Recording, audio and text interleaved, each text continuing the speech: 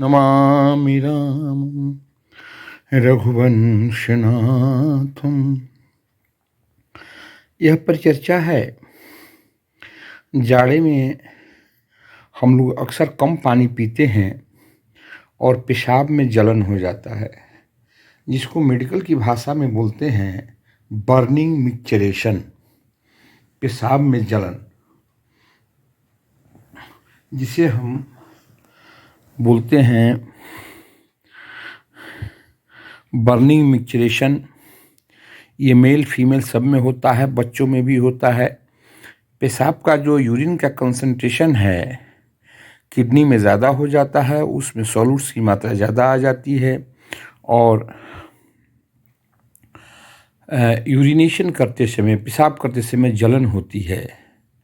इसका मुख्य कारण तो जाड़े के दिनों में कम पानी पीना है, साथ में इसमें इन्फेक्शन भी हो जाता है। इन्फेक्शन तो हमारे बॉडी में रहता ही है और मौका मिलते ही वो प्रेसिपिटेट कर जाता है। और अब पहले तो कम पानी था, अब कम पानी प्लस बैक्टीरियल इन्फेक्शन, दोनों से बॉडी को लड़ना होता है।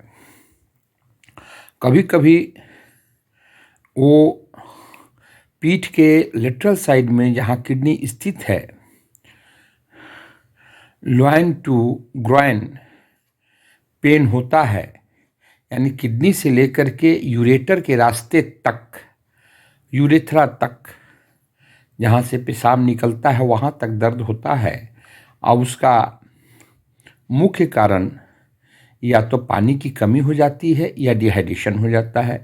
इसलिए अक्सर चिकित्सक इस बात का सलाह देते हैं कि आप पानी प्रचुर मात्रा में पीजिए, कम से कम 3 से 4 लीटर पानी पीजिए, ज़्यादा नहीं, 3 to 4 litre in 24 hours.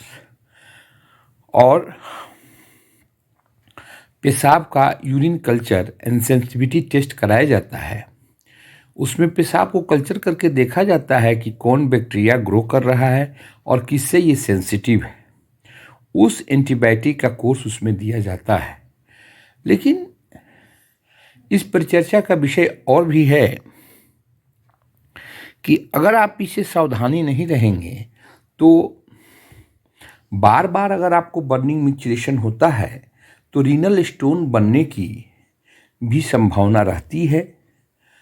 Kidney में पत्थर भी हो सकता है, जो आपके लिए आने वाले समय में प्रॉब्लम करेगा। और पुरुषों को, मेल पेशेंट्स को अपने प्रोस्टेट ग्लैंड का जांच करा लेना चाहिए, अल्ट्रासोनोग्राफी करा लेना चाहिए, इसलिए कि BPH, benign hypertrophy of prostate से भी बर्निंग मिक्सचरेशन होता है। कभी कभी इसमें ये भी देखा गया है, बैक्टीरिया इतना ज़्यादा हो जाता है कि उसके टॉक्सिन की वजह से पेशेंट को फीवर भी आने लगता है। और ये फीवर काफ़ी सारे बैक्टीरियों से, काफ़ी सारे एंटीबायोटिक से ये जो स्ट्रेन होता है वो रेसिस्टेंट होता है।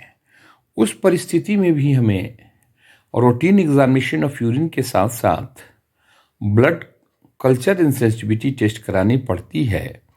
खून का जांच टीसीडीसी ईएसआर तो होता ही है। अच्छा तो होगा कि हम सीबीसी की भी जांच करा लें, तो हमें एक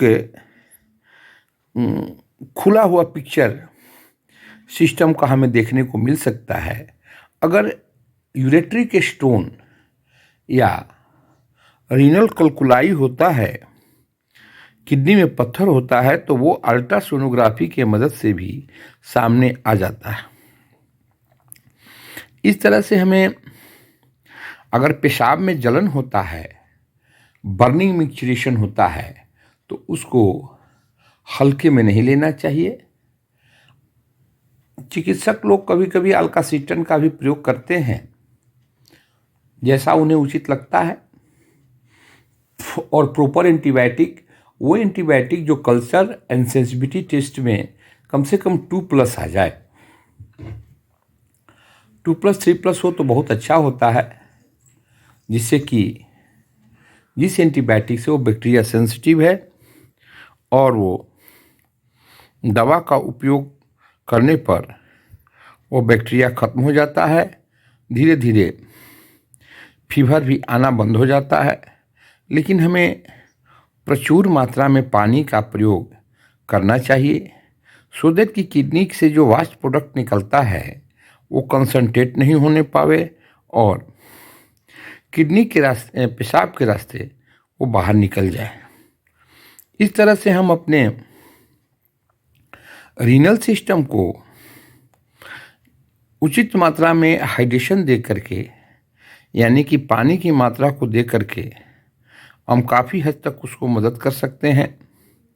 और समय पर प्रोस्टेट का अल्ट्रासोनोग्राफी और पेशाब का कल्चर एंड सेंसिटिविटी टेस्ट करके चिकित्सक को मदद भी हो जाती है और उन्हें एक सही एंटीबायोटिक चुनने में काफ़ी हद तक मदद भी मिलती है। हमें एक दो बातों का और भी ध्यान देना होगा जो कि कल्चर एंड सेंसिटिविटी टेस्ट में आती है। उसमें काफ़ी सारे बैक्टीरिया रेसिस्टेंट भी होते हैं।